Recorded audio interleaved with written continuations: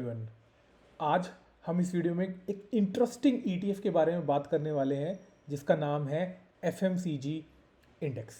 Right, फिर corresponding इसके ETF के बारे में बात करेंगे।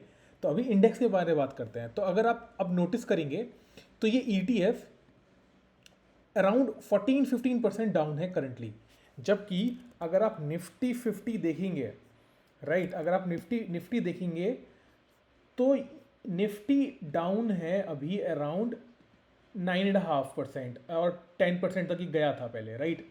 तो जनरली होता क्या है कि एफएमसीजी माना जाता है एक स्टेबल इंडेक्स, राइट, ज़्यादा गिरता नहीं है। फॉर एग्जांपल अगर मैं आपको उसकी हिस्ट्री दिखाऊं तो आप ये देखिए, इससे पहले ये कितना गिरा था, 9.5%। इससे पहले ये कितना गिरा था, 6.8%। इससे पहले ये कितना गिरा था, 20%, राइट। 2020 वाले फॉल में, कोरोना वाले फॉल में ये कितना गिरा था, 26%। जबकि अगर आप नोटिस करेंगे निफ्टी 2020 के टाइम 38% तक गिरा था। इसका मतलब क्या है? इसका मतलब ये है कि जो एफएमसीजी वाले इंडेक्स है या एफएमसीजी के जो स्टॉक्स होते हैं वो ज़्यादा स्टेबल हैं, वो ज़्यादा गिरते नहीं हैं। बिकॉज हमें पता है कि हिंदुस्तान यूनिलीवर, आईटीसी, इनके जो भी प्रोडक्ट्स हैं, नेस्ले, इनके प्रोडक्ट्स यूज़ होंगे ही होंगे, राइट। तो इसलिए इतने ज़्यादा ये इनकी अर्निंग्स में इम्पैक्ट नहीं आता और इनके स्टॉक्स में भी उतना इम्पैक्ट नहीं आता। तो मैंने आपको दिखा दिया प्रीवियस हिस्ट्री में कि ये लगभग इतना गिरता है। तो कोरोना का टाइम एक वर्स्ट टाइम था जो वंस इन 10 ईयर्स आता है, राइट। तो 26% उसमें ये गिरा था। बट अब अगर आप अब देखें तो ये इस समय निफ्टी से ज़्यादा गिरा हुआ है। निफ्टी 10% गिरा हुआ है और ये 15% गिरा हुआ है। तो ये एक बहुत अच्छी अपॉर्चुनिटी लेके आता है। कितनी अच्छी अपॉर्चुनिटी लेके आता है अगर आप देखेंगे तो ये है अराउंड 18% की अपॉर्चुनिटी, ठीक है। सीधा का सीधा 18% की अपॉर्चुनिटी लेके आता है। आप नोटिस करेंगे कि इसके अंदर एफएमसीजी के अंदर कौन कौन से स्टॉक्स आते हैं। एक आता है हिंदुस्तान यूनिलीवर, HUL जिसे हम बोलते हैं, राइट। आईटीसी आता है इसके अंदर, राइट। इसके अंदर नेस्ले आता है, सबसे ज़्यादा वेटेज आईटीसी का है इसमें। नेस्ले भी आता है इसके अंदर। तो मेरा कहने का क्या मतलब है? मेरा कहने का मतलब है कि इतनी बड़ी कंपनियां, HUL, आईटीसी, नेस्ले जैसी बड़ी कंपनियां से मिलकर ये वाला इंडेक्स बना हुआ है।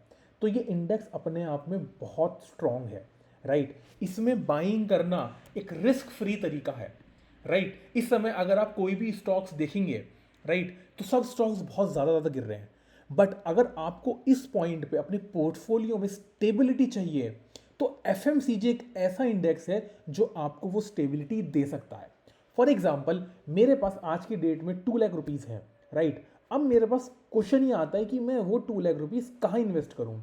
तो वो एक अपॉर्चुनिटी हो सकती है एफएमसीजी इंडेक्स की, राइट। अब इंडेक्स तो ये हो गया, बट इंडेक्स में तो हम इन्वेस्ट नहीं कर सकते। तो इसका ईटीएफ क्या है? इसका ईटीएफ का नाम है एफएमसीजी IETF।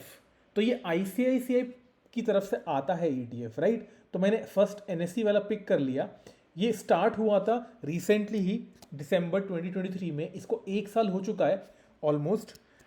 और आप नोटिस करेंगे तो सेम ही ये इंडेक्स को ट्रैक करता है। अगर मैं इसका डाउन टर्न देखूँ तो 16% ये डाउन आ चुका है और इसकी जो अप पोटेंशियल है वो अराउंड 19 और 20% ऑलमोस्ट है, राइट। तो ये एक बहुत अच्छी अपॉर्चुनिटी है, राइट। आपको इसके बारे में मैं कोई रिकमेंडेशन नहीं दे रहा हूँ, बट आपको इसके बारे में स्टडी करना चाहिए कि जो एफएमसीजी का इंडेक्स है वो कैसा परफॉर्म करता है गिरते मार्केट के टाइम। और अगर आप इसको 16% 15% डाउनफॉल पे खरीदते हैं तो आपका प्रीवियस हिस्ट्री में, राइट, बैक टेस्टिंग में कितना गेन होता है। तो ये एक स्टडी पॉइंट ऑफ व्यू से मैं आपको बता रहा हूँ, राइट। मेरा पर्पस इस चैनल के थ्रू आपको नॉलेज शेयर करना है।